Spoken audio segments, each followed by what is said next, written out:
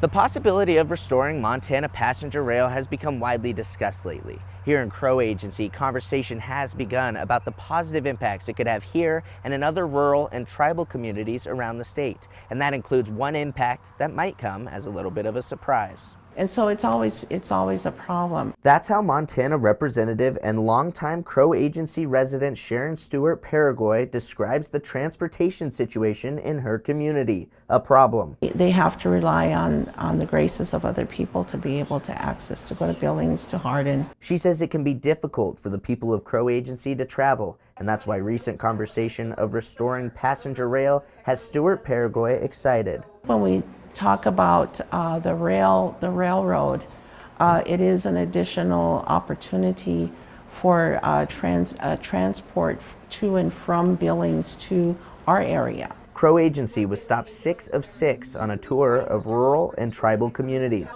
looking to get their perspective on the potential return of passenger rail. All these meetings and input will go into the Federal Rail Administration, their study that they're doing to place recommendations for where these routes should go. Big Sky Passenger Rail Authority Executive Director Jess Peterson says even though Yellowstone County is holding out on a passenger rail return due to budget concerns, he believes there is some hope. I think as we see the return rate and the realness of what passenger rail is, I think we're going to get everybody on board. It brings economic opportunity, it brings economic boon, it provides employment, and so it's a ripple effect. And Peterson says it could bring something even more meaningful, a boost to mental health. It's not just mental health care from going to see a professional. Sometimes you just need to get out of your rut. You need to get out of your town. While nothing has been decided, Stewart Paraguay says at this point it's just good to be a part of the conversation. When we talk about the north-south rail, we're right in the middle of it. We want to be at the table